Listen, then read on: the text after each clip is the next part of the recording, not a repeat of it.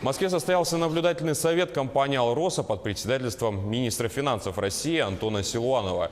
Всего рассмотрели 21 вопрос повестки. Так предварительно утвержден годовой отчет компании за 2017 год.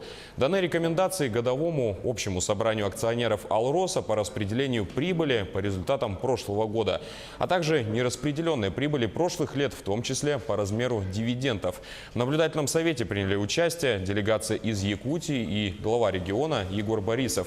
Он отметил высокую важность прошедшего заседания и выделил его основные итоги. Очень важно для Якутии, в целом для страны, это все-таки привлечение компании «Алроса» непосредственно поддержки гранильной промышленности. Потому что в последние десятилетия гранильная промышленность Российской Федерации испытывает определенные сложности и с учетом определенных, скажем, сложностей в законодательстве.